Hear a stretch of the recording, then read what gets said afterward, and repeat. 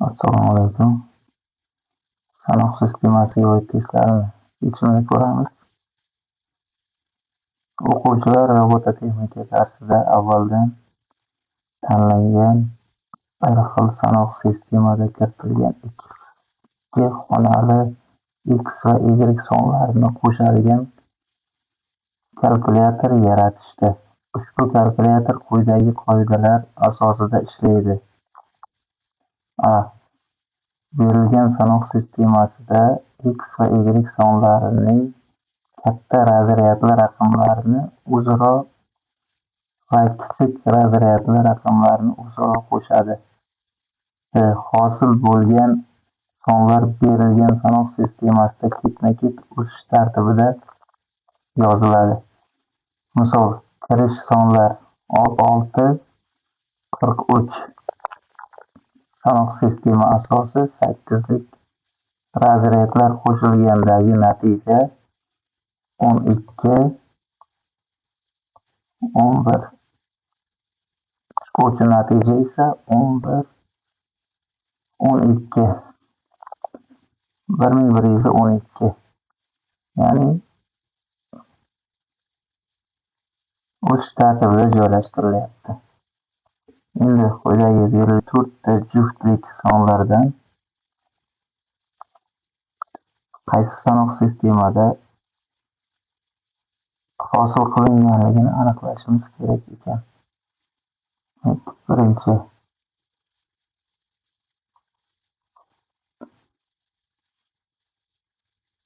5 plus 4 teng 9.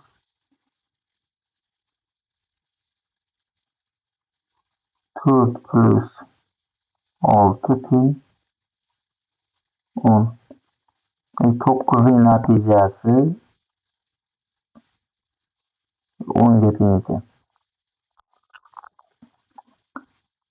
9 10lik sanoq sistemasida teng ekan 10 ga qandaydir noma'lum sanoq sistemada. Bu yerda noma'lum x'imiz 9 ga teng. 1 ga javob D ekan. Ikkinchisi 6 plus 4 10. 4 plus 5 9. 9ning natijasi 11 ga teng. 9 10likda teng ekan 11 ga bir x asosli sanoq sistemada. Bu yerdan x ni topsak, bu 8. 2 ga a.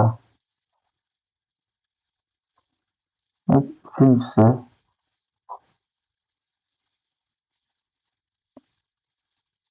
5 plus 3 teng 8.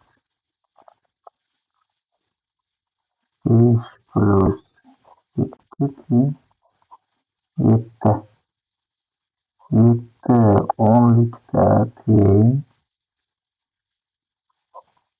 10 qandaydir noma'lum x'lik sanoq sistemada x ni topadigan bo'lsak, x teng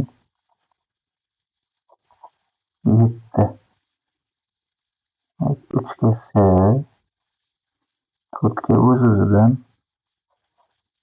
1 degan javob qo'yadi. Ikkita turdagi misollarning yechimini shunday ishlab olishimiz mumkin ekan.